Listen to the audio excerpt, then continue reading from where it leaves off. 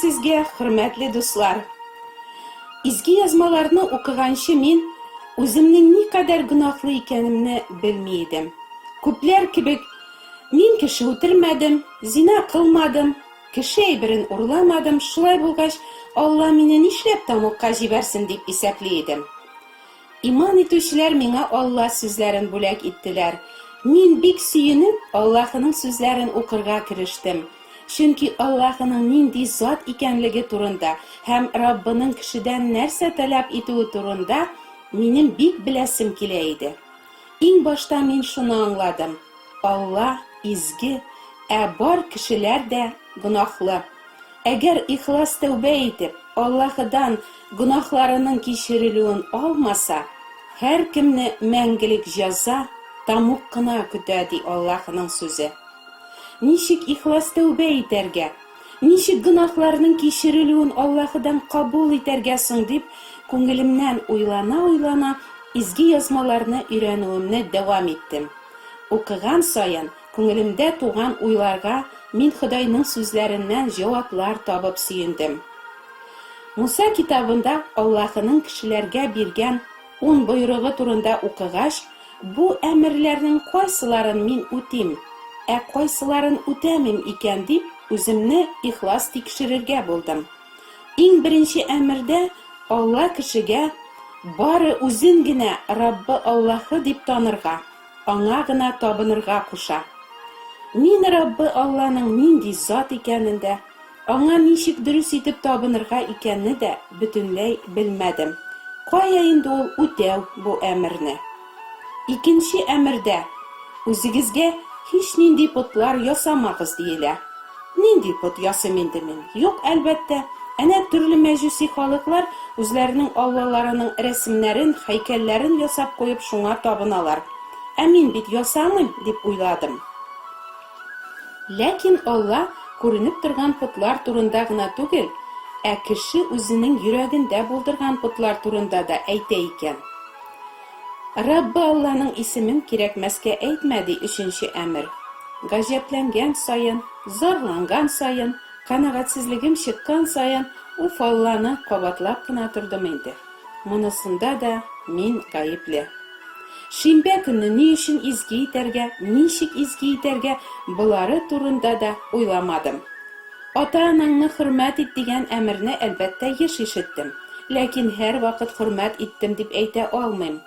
Чөнки аңлап да, аңламый да, әнкәйне кайгырткан, борчыган, тыңламаган, үз сүзләнгән, телләшкән чакларым җитәрлек булды. Әткәй минем гомергә эчте. Еш кына әнкәйгә кул, хәтта пычак күтәрә иде. Ул эчеп кытырган чакларында әнкәйне үтермәсә ярар иде дип кайгырып һәм әткәйгә нәфрәтләнеп яшәдем. Кеше үтермәдем ди идем, ләкин бик күп кешеләрне үтергәнмен икән. Кулым белән түгел, нәфрәтләнүем белән. Чөнки Алла сүзе нәфрәтләнүнең дә кеше үтерүгә тиң булуы турында әйтә. Зина кылма ди Аллаһының әмере. Иреңнән башкага гашык булулар да, айрылышулар да шулай ук фәхишлек дип аңлата Алла сүзе. Урлашуга килгәндә, кешенекен урламасаң, дәүләтнекен урлау түгел дигән сүзләр белән мин дә үземне акларга тырышып бурга санамый идем.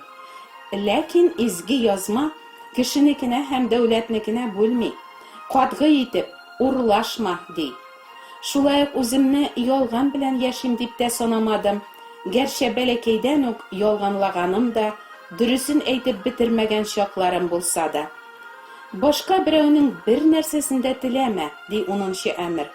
Әлбәттә, кешенең матурлыгына да, уңышына да, сәләтләренә дә көнләшеп карамадым дип әйтә алмыйм.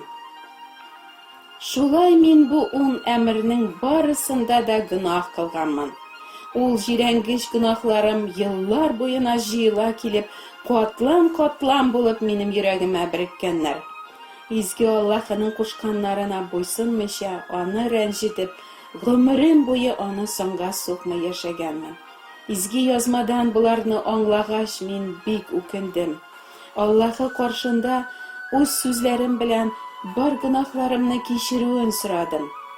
Инҗилдә мин Тәүбә итүче гөнаһлыларны Аллаһының Гайса исеме хакына гына кичерүе турында укыдым. Шуңа күрә мин булай дип дуа кылдым. Изге Аллам, мин ышанам синең коткаручы итеп Гайсаны күктән җибәрүеңә һәм ул изге корбан бәрәне булып, минем гөнаһларым өчен дә саф канын коеп үлгәненә. Тәүбә итүчеләрне аклар өчен син, Аллаһым, 3 көннән соң Гайсаны үледән терелткәнсең. Мин ышанам синең бу искиткеч эшләреңә һәм мин дә Гайса юлыннан барырга һәм аның әмерләренә буйсынырга телим. Кичер, Аллам, минем бар гөнаһларымны Гайса исеме хакына. Амин. Шушы дуадан соң минем тормышым бөтенләй үзгәрде.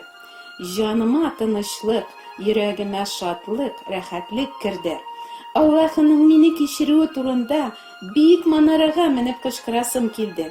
Кешеләр, Гайсаны күрегез. Ул шундый искиткеч зат.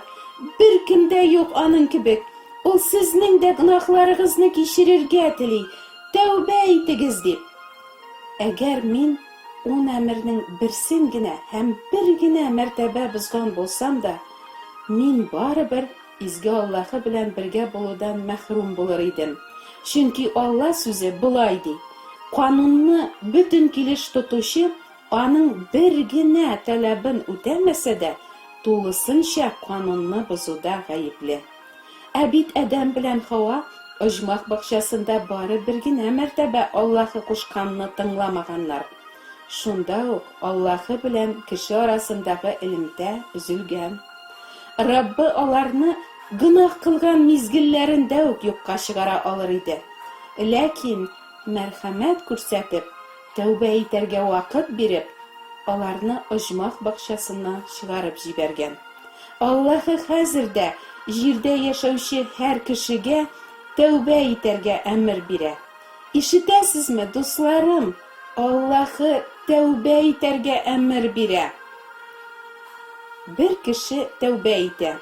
Дусы аңа әйтә: син тәүбә итеп, яңа тормыш башладым дисең. Ә бит барыбер кайчакта син һаман гөнаһ кыласың. Шулай булгач, нинди аерма бар синең элекке һәм хәзерге тормышыңда? Тәүбә иткән кеше былай дип җавап бирә: элек мин гөнаһ сөюче, гөнаһ артыннан чабучы кеше идем. Ә хәзер мин гөнаһны нәфрәт итәм һәм аңардан ераграк йөрергә тырышам.